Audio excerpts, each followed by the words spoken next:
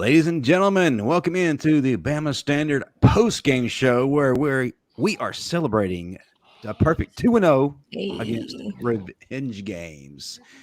Tonight, I got the all-star crew here to celebrate Alabama's 42-28 victory over LSU. I'm your host, Justin Riley. Before we introduce this incredible panel, go ahead, hit that like button, hit that subscribe button, live chat, do your thing. I don't have to tell you what to do. If you're watching the replay, get in the comment section, show us some love. As always, we are brought to you by Workspace Solutions. If your business needs a digital presence or a full-fledged marketing team, go to workspacepros.com to handle whatever your need may be. With me, as always, is a great representation of all the shows on the Bama Standard, and we got a star, the U.S. heavyweight champion of the world.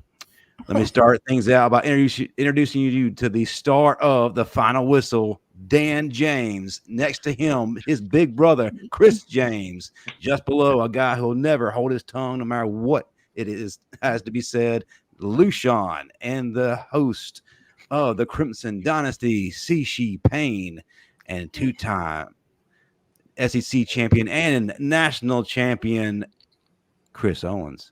What's going on, y'all? What's not going on? L's down. At LSU? L's down.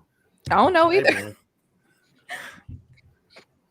Hey man, I'm gonna tell Dan like David Ruffin said, ain't nobody come see you, Otis. Yeah. I got a little tongue-tied today, folks. Sorry about that. Excited about what just happened in front of us. It was a crazy game. If you have anxiety issues, it probably wasn't for you. But then again, we came away in the winners column like we intended it. Let's give a shout out to Jason Bernard, $2 starting us out. Shout out to Big Time Tommy for a complete game. The Mad Hatter. Man, we've been complaining about Tommy Rees all year, and that was one of our questions going into this game. Was he going to earn his paycheck? How was he going to do against the former teacher? Did the former teacher know all of his tricks? Quite frankly, I doubted him. I think everybody on this panel doubted him just because of what we've seen collectively the entire year.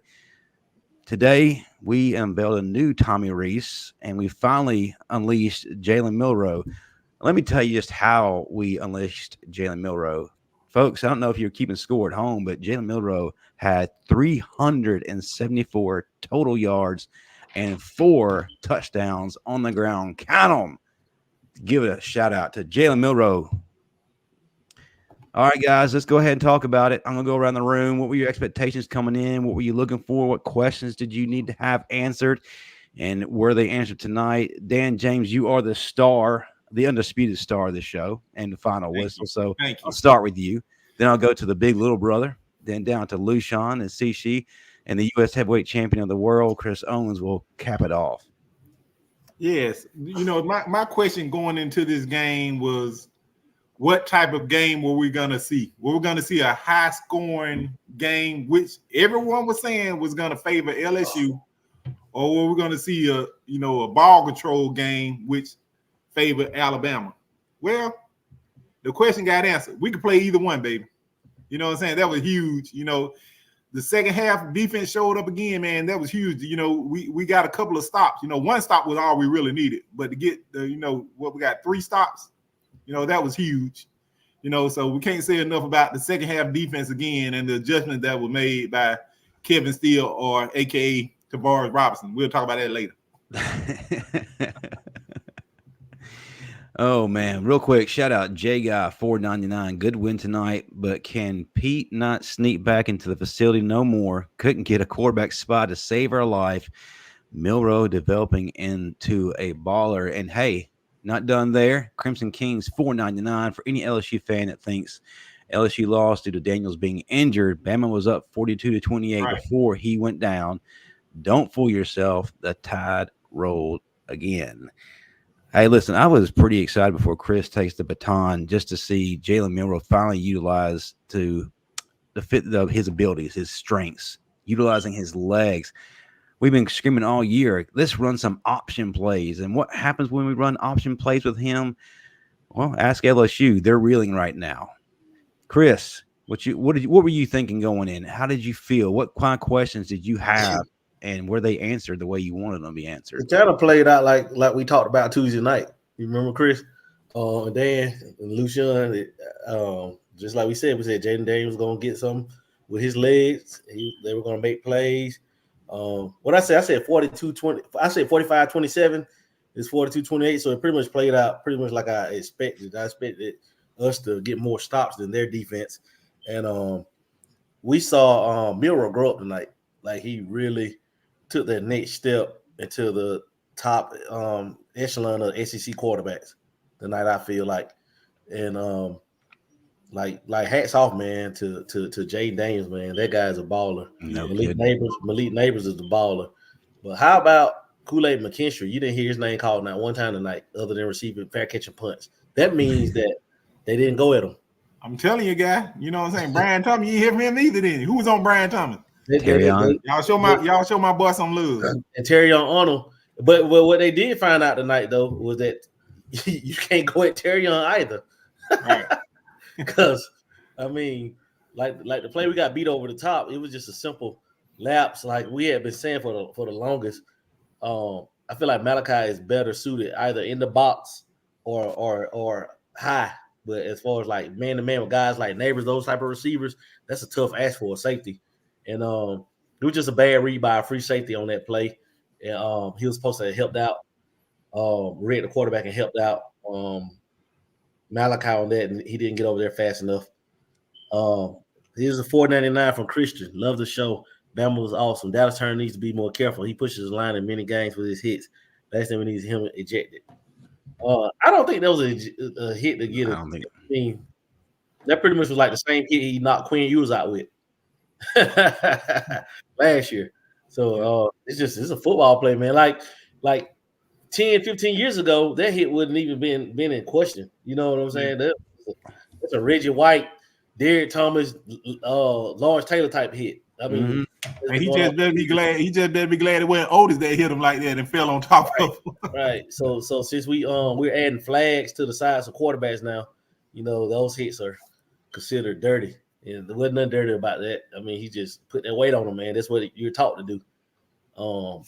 You know, but it wasn't late. It wasn't a late hit. So I mean, as long as it wasn't late, it wasn't dirty. It was times that penalties that they missed on them. So, but other than that, man, I'm just excited, man. I love, like, who would have ever thought that we would shut LSU down in the second half? Like we felt like we could, but the nation didn't. Now you got to have the nation thinking that, okay, Alabama might be for real now. Now we just go in Kentucky and beat Kentucky next week. We clinch the West. Like you know, and that's ought to be extra motivation for our guys going into this week to stay focused and continue the mission.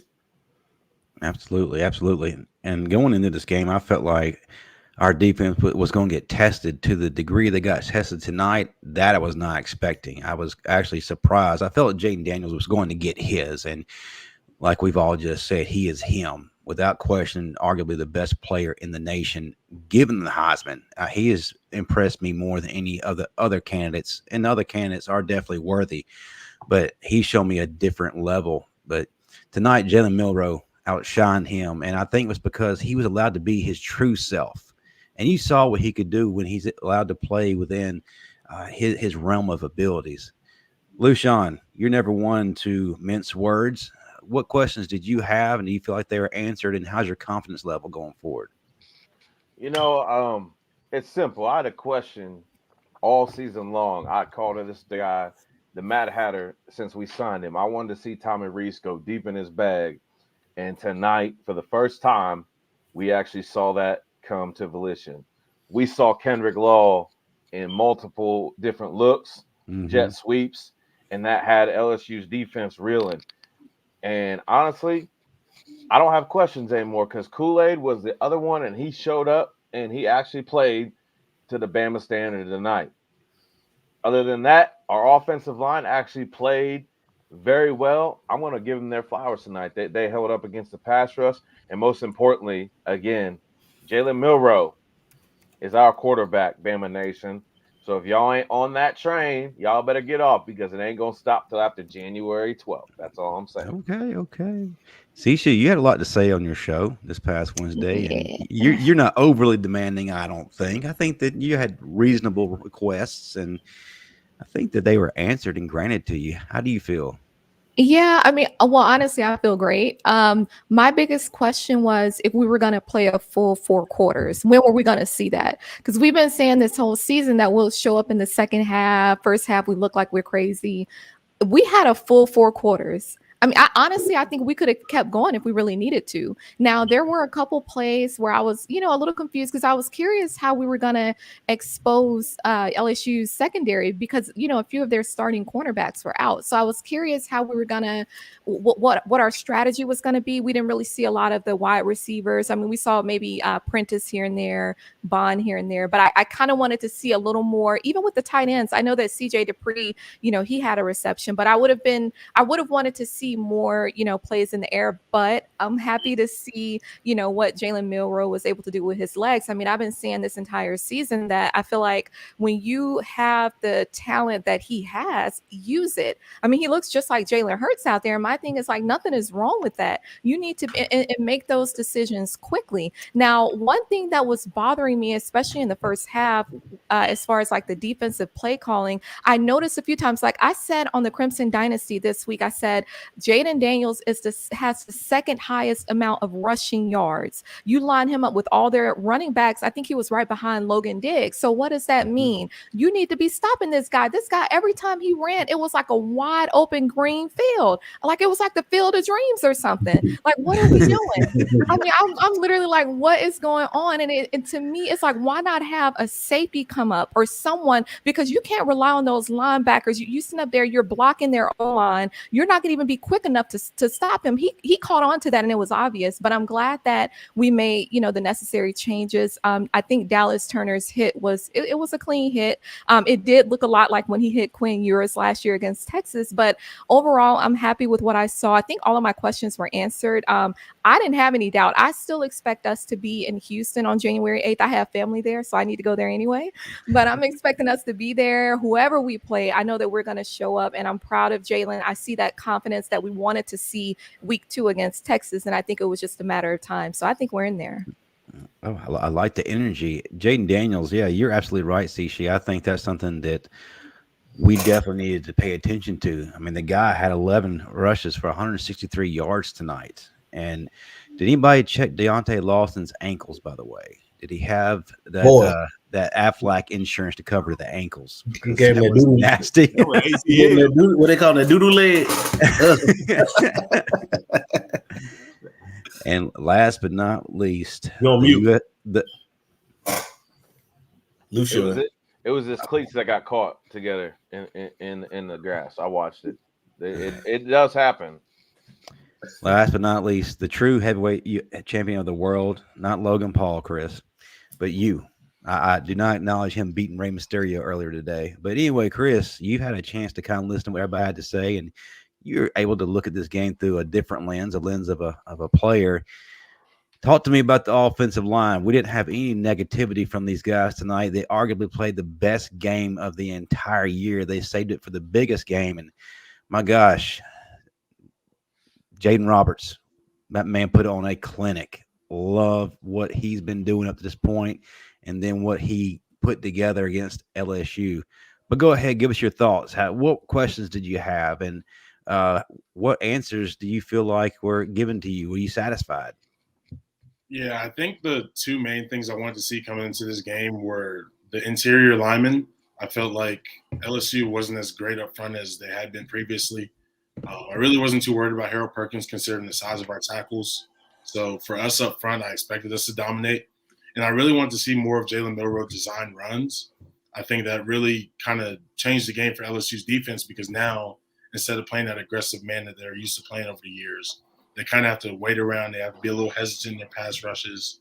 You even see on a deflection on one of the passes, the linebacker was kind of just slow playing. The DB was slow playing a little bit. So Milroe has the effect to just kind of change your whole defense. And I think defensively, we were good up front. I know Jayden Daniels got a lot of running room. I was telling Justin earlier that we were getting pressure. It was just we didn't have a spot. We didn't have contain. But besides that, the secondary played well. I thought we tackled really well in open space. I think we played fine on defense, just gave up a couple big plays. But other than that, I was satisfied with the game. Shout out to Don Parker, $5. We must give Roberts and Booker their flowers tonight. Bama's guards played a great game. Yeah, without question. And we were talking about a spy, and somebody we've been begging to see entire year has been Jefferson. We have been told or led to believe that he may not have known the playbook to the best of his ability, but we felt like at some point we were going to see him, and this probably would have been the perfect coming out party for him tonight. We didn't see him. Guys, are you disappointed that we didn't see him at this point, or do you feel confident we can move forward without him? Start with Lushan, since he's a defensive-minded guy, then go up to Chris James, over to Dan, Cishi, and Chris Owens. You know, it was about the intensity tonight, that the defense was just relentless. I mean, no matter what quarter it was, no matter what the situation was, there was somebody always bringing it on defense, whether it was the defensive line showing up, our outside linebackers in Dallas Turner and Braswell making a player, pushing Jayden Daniels outside in the pocket. It was a whole, like Nick Saban said, a whole defensive team effort that sat the top Heisman Trophy candidate in his place tonight. Yeah, he was going to get his yards, but you know, we did what we needed to do. We hit what we needed to hit, and we won the game. So that's all we got. All right, Chris James, you've been asking for Justin Jefferson all year. Hadn't seen him. Are you disappointed that he's not a fixture in this defense yet, or do you feel like it's just not his time? You're on mute, sir. You're muted. Oh no, that wasn't me asking for him. Remember, I think that was that Madden Smoot. Well, actually, we all have been the entire year at some point or another. So, well, I kind of figured, like, if we haven't seen him by LSU by week 9, the only changes you'll probably see like this late in the season will probably be offensive, like younger backs or something like that, or younger receivers. Like linebackers, we're pretty much entrenched because Lawson and Campbell have been playing so well. I kind of doubted that we would have seen him, because you have to keep in mind you still have Marshall in front of him and Blackshire. So you probably would have seen Blackshire before you saw Jefferson. But I felt like we didn't necessarily need him because even as a spy? No, because you got guys like Campbell that could have been a spy, or it's just that the problem was we lost Catane from those ends. That pretty much was the problem. We let him out the pocket, and then he found holes and creases, you know. And if you have a spy, that's an extra man you're taking out of coverage. You know what I'm saying? Like when you have a spy, you're taking the back of that out of coverage. And but I mean, it didn't kill us. But I mean, he's done it to everybody for the last 2 years that they played. So it's kind of like when Michael Vick was in college or Lamar Jackson. It's kind of like a pick your poison. You got to give up something. We'd rather give that up, you know, and kind of buckle down on third downs, because when it mattered most, we got stops. You know what I'm saying? Mm-hmm. And plays like that happen. Like you just can't. It's like trying to hold Jordan to under 30. It's almost impossible. You know, you know, he's gonna get here. So, but I wasn't disappointed because just like I said, just how well Campbell and those guys were playing. And my biggest worry was how we were going to play at safety. I knew we were going to be fine at corner. It was going to be our safety play, you know, being over the top and taking away those deep crossing routes, those post routes and stuff like that. And but I mean, I'm just happy, man, to be 8-1 right now. And it's not too much I can complain about right now. Hey, I think I can agree with you, and we all can. Let me actually switch the question up a little bit before the rest of you answer. Defensively, or maybe we can look at overall. What do you feel like was the turning point in this game? I know during the course of the game tonight, I talked to each of you about which player was performing or not performing. And Lushan, you mentioned that Dallas Turner was kind of a no-show for the longest time. He might not have showed up on the stat sheet for a while, but then there was a critical moment where he shows up late in the game, and this is the turning point in my eyes, where he bats that pass from Jayden Daniels, and it falls ever so gently into the arms of a waiting Terrion Arnold. I feel like just that completely changed the whole landscape of the game. When do you feel like this game took a change? And then we'll go to Cishi and then Dan and Chris Owens. I kind of feel like this game took a turn early in the second half. I felt like Nick Saban delivered a message to our boys to let them know what they needed to do. Now, regardless of what happened, and I feel like he prepared them for LSU coming out on that first drive to punch us hard in the jaw. He instilled in our players that, listen, if you stand up to this punch that they're going to give us, then we're going to win this game flat out. And I feel like our defensive pressure and the fact that they reacted to whatever LSU and Jayden Daniels threw at us, whether it was a run play inside or a slot receiver trying to get open, we responded and we tackled effectively in space, which I believe was the catalyst to win us this game, because other teams that have faced LSU in the past have not tackled those receivers in space. And I feel like we, as an Alabama secondary, won that battle, which in turn helped us win this game tonight. Shout out real quick. Don Parker, $5. Who must give Robertson Bookers the flowers tonight? Oh, we already did that. I like that super chat so much. I said it again. James Kirkland, on the other hand, just put in a little bit of money for the pot.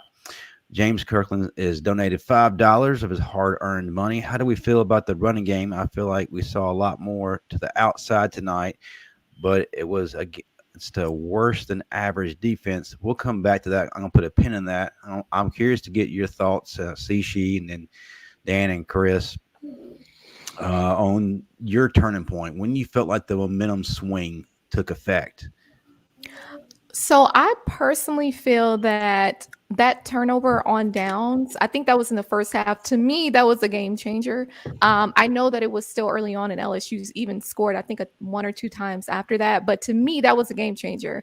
But I do want to answer the question that you asked about 5 minutes ago about the QB spy. Now, that was something that I wanted to see. And to me, I couldn't understand why we didn't do, like, it's common sense. Like, I mean, sometimes I just don't get it, but I feel like I understand zone and all of that. But at the same time, I think that with the type of player that Jayden is, I mean, it's not like they had a lot of options anyway. It's either he's going to run, Logan Diggs is going to get stopped, or he's going to go to Nabers. So my thing is, like, we had a pretty good idea of what they were trying to do. So it just didn't make sense why we didn't, try that a few times. But yeah, and then as far as James' question here about the run game, I mean, I've been talking about Jam Miller since last year. That's my guy. So I was just 1,000% happy to see him out there. He did everything, from the blocking, the running, everything. So I have to give him his kudos. Roy Dale looking like a machine out there, of course, Jason McClellan, so I just think everyone, they did their thing, and I'm more than impressed.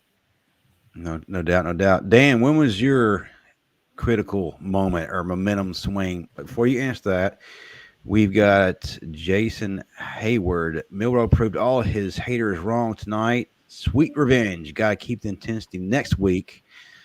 And a potential trap game against Kentucky. Yeah, no doubt. That's a weird place to play, and you're coming off an emotional high. So we definitely have to be on our P's and Q's. But yeah, Dan, go ahead. Tell us about your momentum swing. When did you see it? And how did it end up changing the trajectory of the game? Yeah, first we have two more super chats. We have one from Dale B. Do you see it? And I do. I appreciate everybody putting in the offering plate tonight. We're going to get Chris the new smoke detector yet.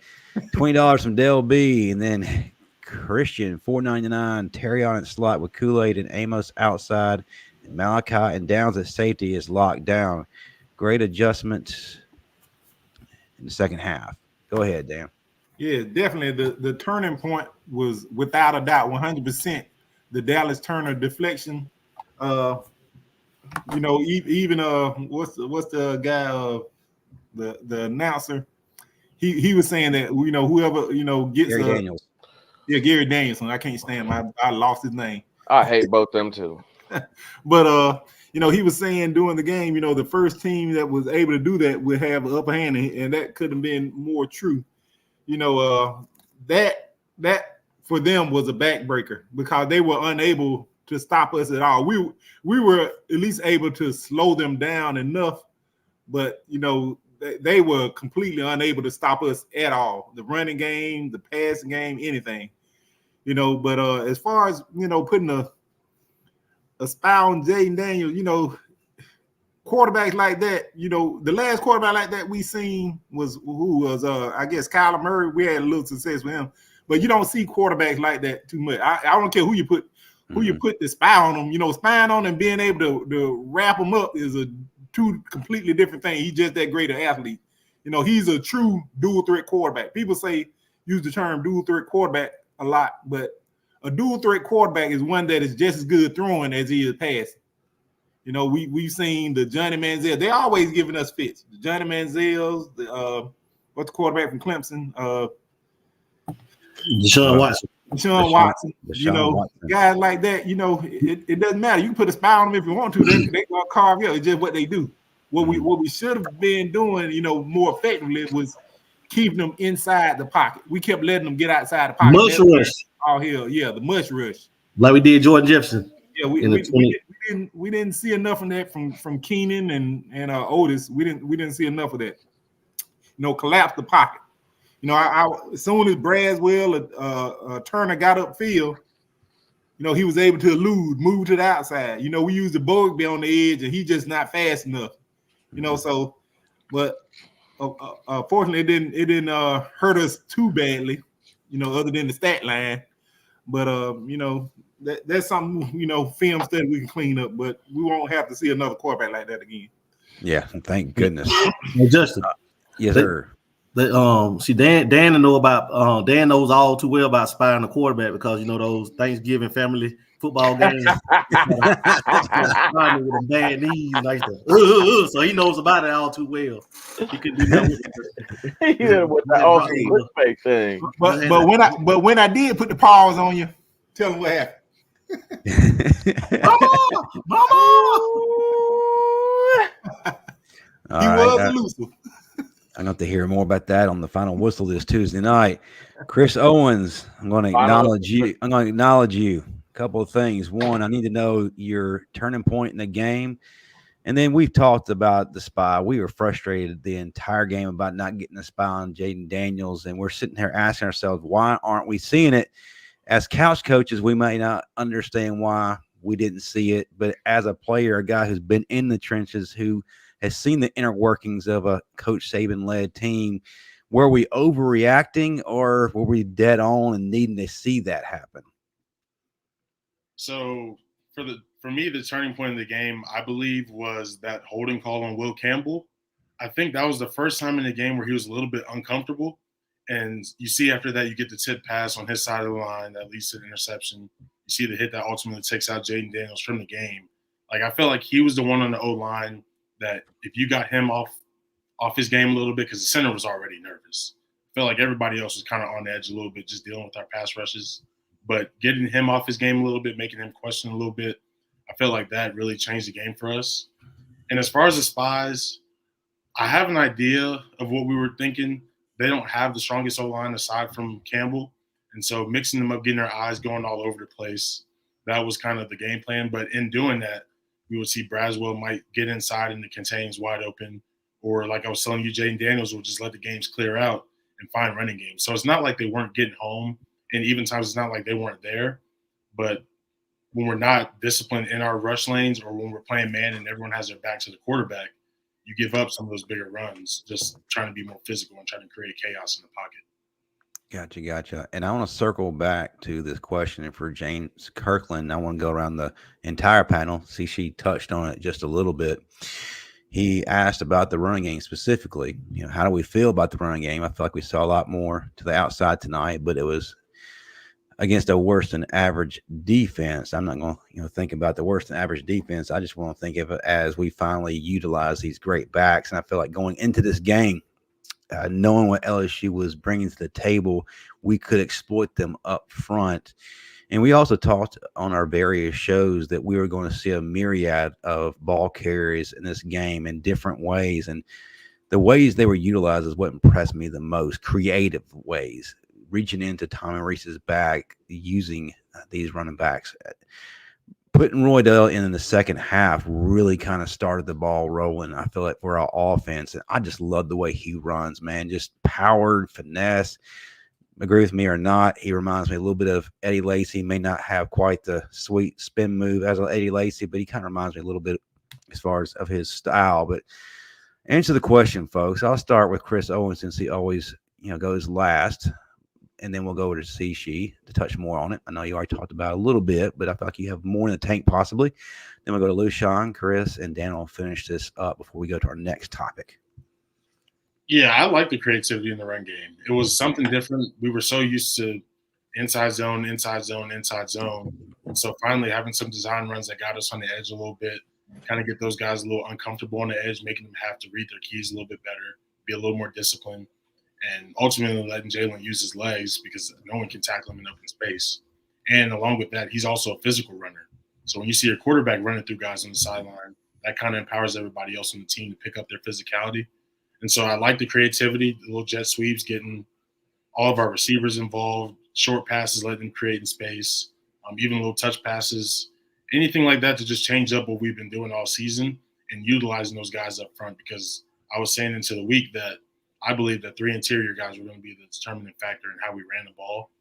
And third quarter, it seemed like those guys could do whatever they wanted. LSU was tired. They were gassed. They didn't want to really play anymore, to be honest. So I felt like the creativity really helped us along the game. No doubt. Cishi, touch on this subject a little bit now. Yeah. I definitely have more to say about it. So, I mean, I mentioned, Jam Miller. I think we still haven't really seen what all he can do. I think there's a reason why since last year, a lot of us were harping on him. I mean, even from that, I think Milroe made a pass to him about 15 to 20 yard pass to him.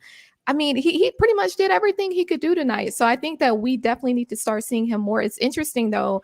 I was on the phone with my mom during halftime, and she had asked, she's like, is Roydell hurt? And I'm like, well, he's not hurt. So I have a feeling that what we're going to see is him in the second half. And I felt like that was going to be a part of, Tommy Rees kind of pulling out those plays out of his back pocket, because I'm curious if he heard what I had to say after we played Tennessee when I said that they could pay me half of his salary and I'll call better plays than he's been calling. So clearly somebody's listening to something, because this is Alabama, and we need to remember that when it comes to the running side of things, but also the quarterback. I mean, these Milroe haters, y'all can leave if y'all in the chat. Y'all can just excuse yourself, because at this point, I'm about tired of it. Like, I feel like, honestly, Milroe has shown what he can do, but I think it is game to game, right? Because some games we'll be able to throw all over the field, like Texas A&M, Tennessee, but then this just happened to be one of those games where we had to run more. And I like what I'm seeing with the run game. I think we're going to see Justice Haynes. I'm going to see him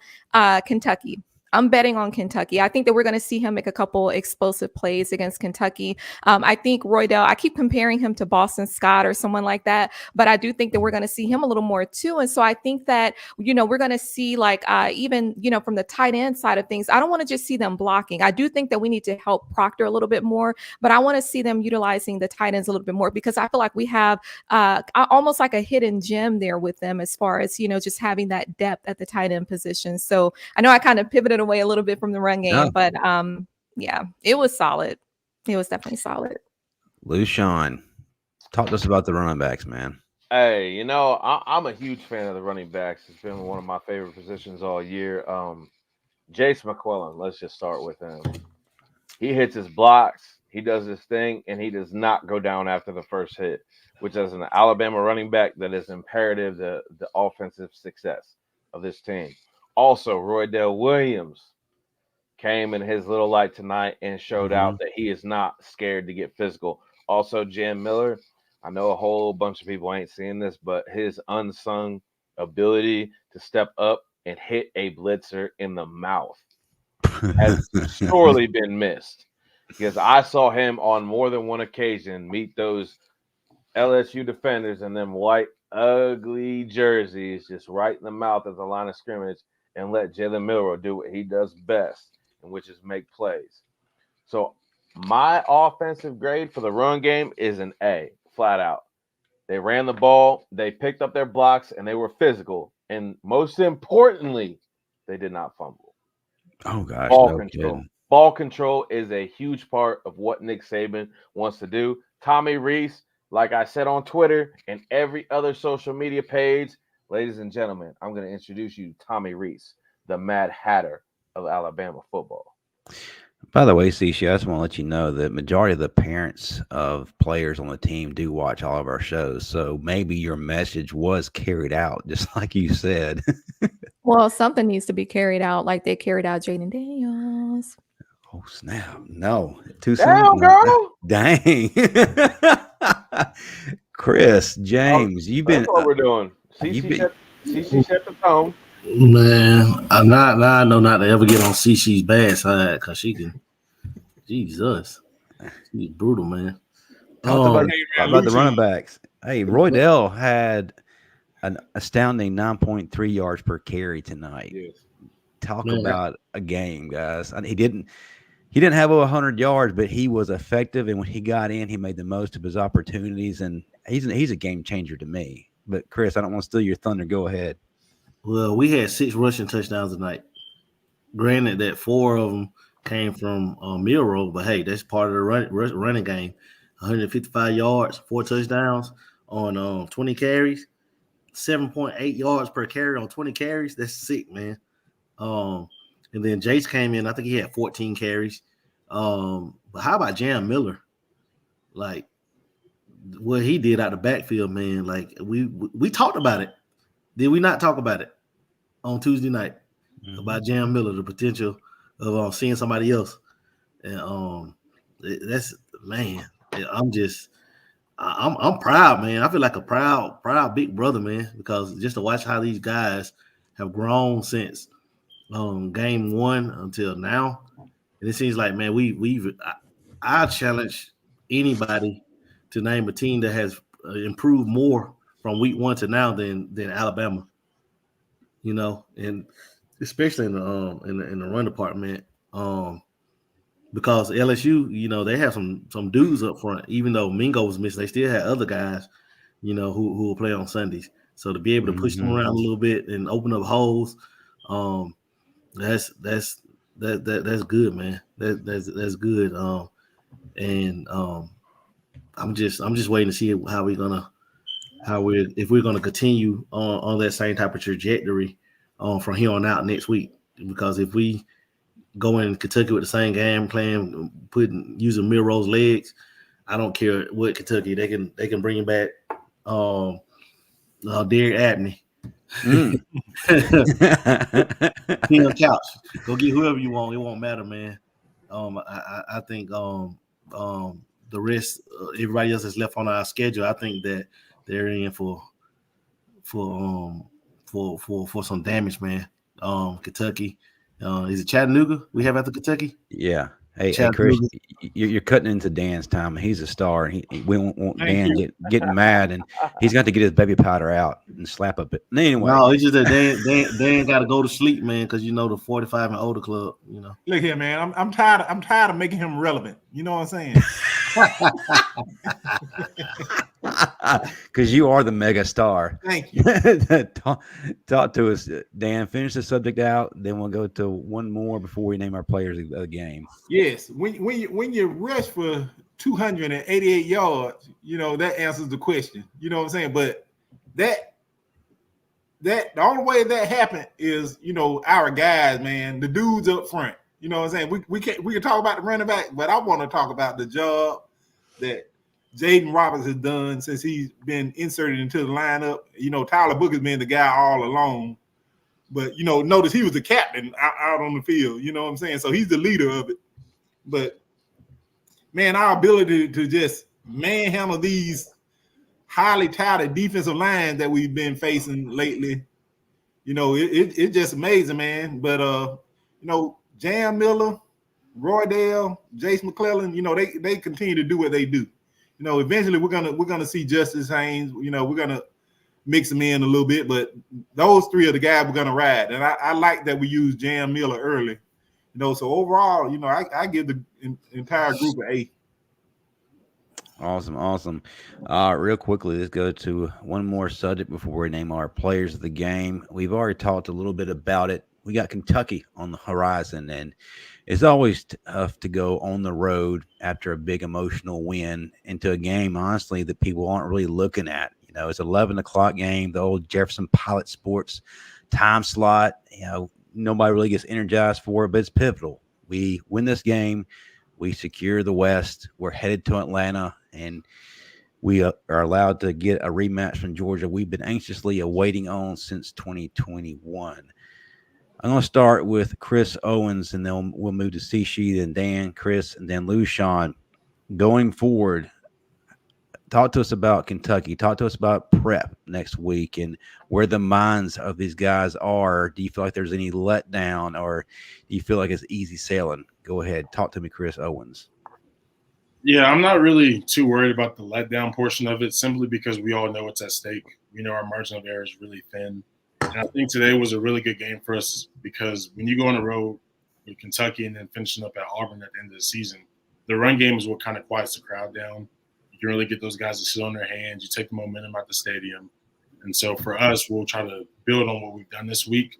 We know Kentucky, they'll run the ball a lot. They'll try to control the game. So for us, we have to maximize all of our opportunities, because they may get 4 or 5 minute drives. They run the ball a lot too. And as far as the mindset of everyone else, aside from complacency, I think we've got a good group of leaders, both offensively and defensively. I think those guys really trust Milroe as a leader. We've got leaders on the O-line, a veteran group on the defensive end. Everybody's just so locked in, and you have a coach that's been successful. He's seen the highs and the lows. I think we'll be good. I think we'll be good going forward.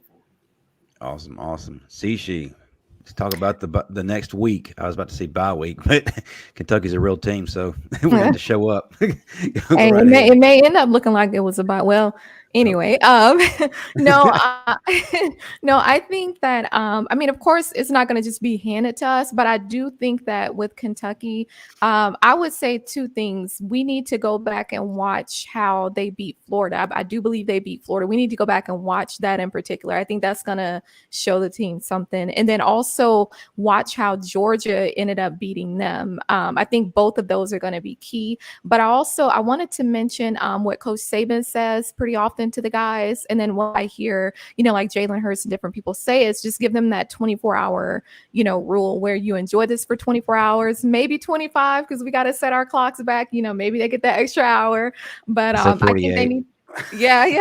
No, I think they need to enjoy it, live in the moment. But I definitely think that, even Chattanooga, I mean, I just think that, just like South Florida, you don't walk in there and think that they're not going to play us like it's their championship, game. So we have to go in there and play a full 4 quarters, because we also have to remember the playoff committee. I still think last year they did what they could to keep us out, and I stand on that. And so I think that for teams like Alabama, who has the standard and we're known to dominate, we have to do that. The style points are going to matter, us playing the full 4 quarters. So I definitely think those 2 particular games, if I were, the coaches, I would really hone in on, how they beat Florida and then how Georgia ended up beating them. Very good point. I like how you brought those 2 games up to serve as a measuring stick to teach us a few things going into this matchup in Kroger Field. Dan, talk to us about your thoughts going into this game. Kentucky handled their business tonight, beat Mississippi State 24-6. This isn't the rollover Kentucky that we're used to. A few years ago. This is a team that is a little bit scrappy and that can have a little fight. How do you feel going into this game? Man, I feel confident. I can say, I don't ever recall us having a letdown game under Saban, after a big game. I can't recall that. He won't allow it. So I expect us to go in there and take care of business. I want to see, the question is, can we start fast? Let's go in there. Let's start fast. Let's cruise. Let's go in there and step on some necks. You know what I'm saying? That's what I like to see. Us elevate as a team, and especially as an offense. So, and lucky for us, Brian Kelly. He knew Tommy Rees's offense so well. So we were only able to muster up 42 points. I just want to throw that out there. had to eke it out, didn't we? That's what we were hearing. That's what we're hearing all week.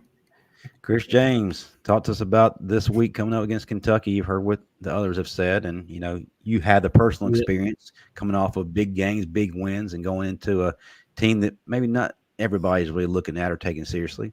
Give us your take on it. Yeah, especially with it being the 12 o'clock slot. That's something that we have to come out. We have to bring our. That's going to be a game we're going to have to bring our own energy to, because Kentucky they're not in the race anymore for the East.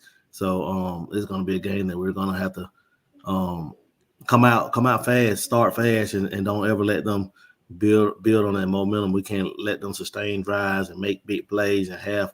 If we just eliminate penalties, we'll be fine. And we also are going to have to win this game convincingly because it looks like we're not getting any help in front of us. So it looks like we're going to have to go out on our own and beat teams to sleep from here on out. Because like they say the eye test and how teams are playing, yada yada yada. If that's true, what they're saying, then there's no reason why we shouldn't jump Texas in the rankings because they were one play away from losing to Kansas State at home. You know what I'm saying? Like they haven't. Granted, they don't have the Quinn Ewers, but they struggle and we won a game that people said we were going to lose, that we were going to be in a dogfight with. So we just can't look bad next week against Kentucky. We're going to have to start fast and go ahead and knock them out the water, kind of like what Georgia did to them. And I'm not saying it's going to be the score, but I mean that same type of mindset that we're going to have. Just go ahead and make quick work of them. It's not going to be easy. They have some dudes, but with our defense, I feel like, and with our newfound, well, not our newfound, but with Milroe finally realizing that his legs can actually win us games. If he can keep that up, I don't see how they're gonna hang around with us for 4 quarters on next Saturday. I don't think Milroe just now realized it, Chris. I think he was finally allowed to do it. I honestly felt like he was being held back this season.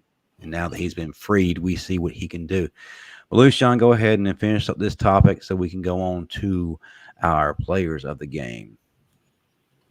I'm not worried at all. I feel like our offensive line made a statement tonight, and I feel like they're going to stand by their statement as well as our secondary made our statement tonight. We went up against the top offensive threat in the nation, and we stood the time of test, and we defeated that. So we go into Kentucky next weekend. We continue this momentum. I feel like our linebackers, specifically our middle ones, have a little bit better of a game because Kentucky is a little bit more run officiated rather than open passing, and they don't have as dynamic as a quarterback. I feel that the Tide roll big next weekend. I like it. All right, players of the game. Let's go around the room and quickly give our offensive and defensive players of the game. Chris Owens, we'll start with you, then go to Dan James, down to Cishi, over to Lucian, and Chris James will close it out. Offensively, obviously Milroe, but I'm gonna say Tommy Rees, just because he was willing to open up the playbook a little more. Felt like he was trusting the guys, everyone on offense, not just the quarterback, but trusting the O-line, trusting his running backs. So I feel like that was good on his part to let those guys be free and play loose. And defensively, I'd probably go Kool-Aid, like you said earlier. They didn't call his name much. He was good in coverage against a really good group of receivers. Terrion was good as well, but Kool-Aid stepped up. He played big, and he did what a number one corner is supposed to do. No doubt. Dan. Offensive player of the game, without a doubt, 100% is Jalen Milroe. He established himself as the Heisman front runner. Hell yeah, Dan! I'm going to sit on that. All right. Say that with my chest. Now, defensively, a guy we haven't talked about tonight, Caleb Downs, led the team in tackles again. 13 tackles, 9 solo. Huge night from him. Cishi. Who were your players of the game? Yeah, I'm actually have to go with two on both sides. So offensively, of course, Jalen Milroe, but also Jam Miller. And then on the defensive side, Dallas Turner, but then also I'm gonna say Malachi Moore because I feel like he was pretty physical throughout the game. And I know that, there was a play where I forgot which wide receiver, but just like the commentator said, there was literally nothing that he could have done. And I think the coverage was really good. So he played really well throughout the night. So those are my two on both sides. All right. I like those. Lushan. You're on mute, sir. Muted. I was still thinking. Offensive player of the game. You're on mute again, sir. There was a lot of players that showed up tonight on the offensive side of the ball. I'm gonna give it to the offensive running backs because no matter who was in, they did their jobs, and most importantly, they picked up blitzing linebackers. So my offensive players of the game are the running back room as a whole. On the defensive side, it was tough, very tough, because I felt like our defense got exposed on multiple levels. But there was one player that kept the consistency throughout the game. He was no matter he got double teamed, triple teamed, got chipped. Jaheim Otis was made that noise on the defensive line. He's my unsung hero because you didn't see him show up on the stat sheet, but the offensive line definitely felt his pressure all night. So that's why Jaheim Otis gets my love for defensive player of the game tonight. I like that. I like the unsung hero approach. Chris, James. Well, my offensive player, of course, is Milroe. What he did tonight. We had 500 yards of total offense tonight. That's huge, man. Defensively, I'm gonna go with a name we didn't hear called that much. Kool-Aid McKinstry. He just locked down the side of the field, man. Like they didn't even have 300 yards passing. Think about it. Jayden Daniels had 219 yards passing, 2 touchdowns and an interception, and the touchdown wasn't his fault. He's been throwing the ball all over the place on everybody this year. But for that man to take away a whole side of the field like that, when you don't hear DB's name being called, it's for good reason. Mm-hmm. Just like when you don't hear offensive lineman name being called, it's for good reason on the broadcast. So Justin Aborby too, man. He balled out. That guy had a sack tackle for like he really kind of took that step to where we saw this time of year back on Chris can remember 2020 when Fedarian Mathis kind of took a lead of that D line room. No, that was Christian. Was it Mathis Barmore? Christian Barmore. Yeah, Barmore. It was Barmore in 2020. And like how he emerged toward the end of the year and started emerging, started rising. That's kind of what you're seeing from Aborby right now. So those two guys, man. And I wanted to say Terrion because he was so active tonight.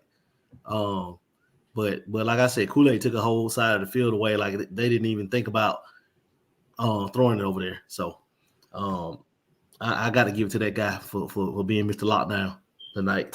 He definitely solidified himself as a top half for the first round 2024 draft tonight. And I think Terrion might have solidified himself into that first round conversation after the night too, if he was to come out this year. All right. For me, I got to go with Jalen Milroe. Easy pick. Had the game of his life, and he saved the best game for the biggest game. But also my one be the entire offensive line. We've been heavily critical of them the entire year, and they finally had their coming to the stage moment. They balled out. I'm very proud of the offensive line. I'm very proud of Jayden Roberts for doing his thing. Seth McLaughlin for clearing folks out. Tyler Booker doing what he does best. Caden Proctor, we had no issues with him tonight. Welcome to the show, my friend. We're proud of what you did tonight. Defensively, you know what? We have been giving Kool-Aid flack as far as being a punt returner, but as a lockdown corner, he is him, and he did his job tonight. He was a question going in. And he showed us why we should never, ever doubt him, no matter who the receiver is going up against him. All right, folks, before we head out of this place, I want everybody to go around the room, tell everyone in our lovely chat. And by the way, hit that like and subscribe button for us. And also visit our new website, thebamastandard.com.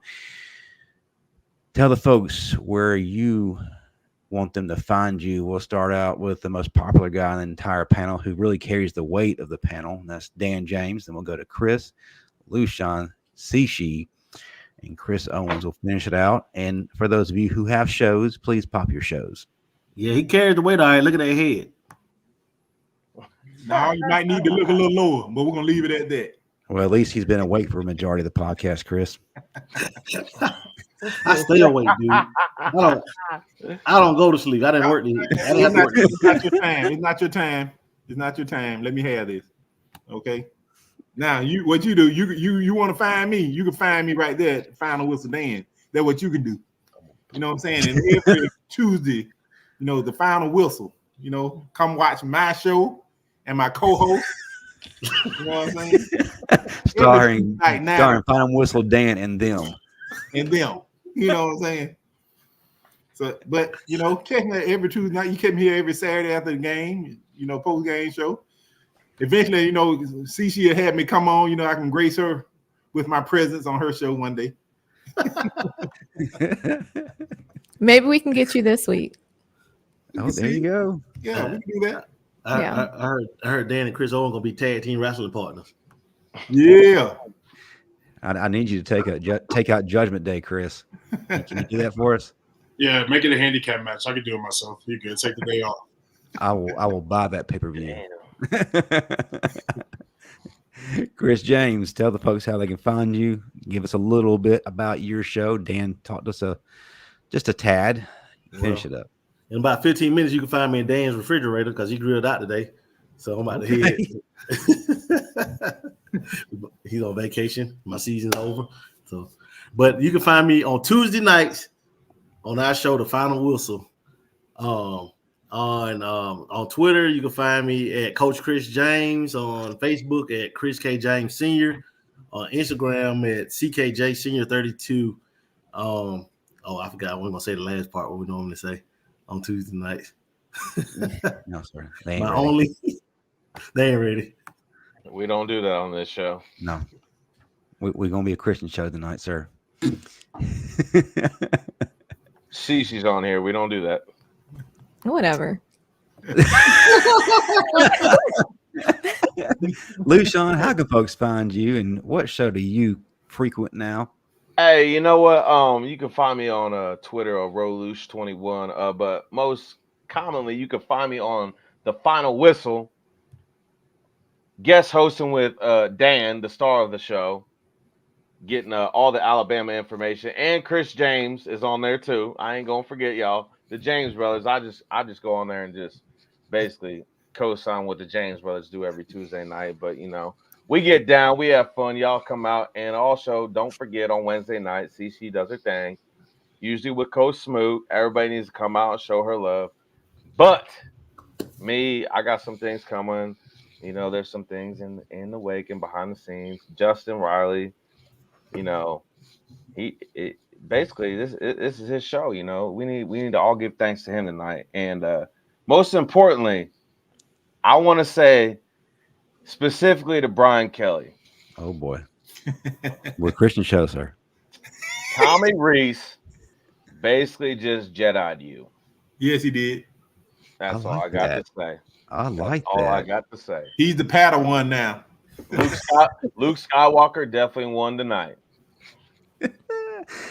See, I know it's hard to follow this up, but do your best. I'm gonna try. So Lushan already mentioned it, but I have a show on the Bama Standard Network where you are right now on YouTube every Wednesday night at 6 p.m. Central, 7 p.m. Eastern. It's called The Crimson Dynasty. I like to actually do a breakdown of the upcoming opponent so that we have some type of advantage. So it'll be an interesting show. We love to have people engaged in the comments and just share the video so other people can learn, and then the opposing team can get an idea idea of what we're going to do to them that upcoming weekend. And then if you want to find me on Instagram, you can find me at beauty_of_intelligence. So, yeah. Awesome. I expect everyone to be present on all these shows. Last but not least, wait a minute. We got one little deposit into the offering plate. Roy Renfro, $5. Georgia has to go to Tennessee and play against the most corrupt refs known to man. Roll Tide. I don't want to get into a long dissertation, but next week, them Rebels are coming. Yeah. Boy, they coming. And they're going to take down the Bulldogs. I'm just going to call it right now. Chris Owens, we appreciate you being with us tonight. And sounds like you may need to have your own show. Hint. But if you would, tell the folks how they can find you on all social media. Yeah, you can find me anywhere, pretty much BG Chris Owens. I just kind of show up on these shows whenever I'm asked. So you might just get lucky and see me there one night. Might see me at your house on Thanksgiving, who knows? But I'll be somewhere. I can promise you I will be somewhere. And were you happy with the results of Crown Jewel today? No, it was annoying. I'm sick of the Roman Reigns thing. I'm tired of the predictable finishes. Who asked Logan Paul to win the championship? I'm sick of it all. I don't think any of us asked Logan Paul to be in WWE, and we need to get rid of that real quick. Now who is that? Huh? I've never heard. Who's this Logan Paul guy? He's the guy who does these cheap boxing matches, and he gets all this glory because he's a YouTube star for 15-year-old girls. You were being serious? You've never heard of him? So he's Justin Bieber? Essentially, but you know the energy drink Prime? Yeah, that's his drink. I've never heard of it, but okay. Yeah, but because of his little platform, he's been given an opportunity to be in the WWE. He actually, believe it or not, is pretty good in the ring. I have to give the dude his props, but I don't feel like he should have a title, but that's for a whole nother show. Anyway, we appreciate everybody who has shown up tonight to celebrate the 42-28 Alabama revenge game victory. As these fine folks have told you, we got a lot of shows on this network. Show up to all of them. We keep you busy the entire week. And as far as a guest for the Bama Standard next Tuesday, Kevin Norwood said that if we won tonight, he would be showing up on Tuesday night, 6 p.m. Central, 7 p.m. Eastern. Let's go. And we're going to find some guests for each of these other shows on here because we are the #1 network for Bama content.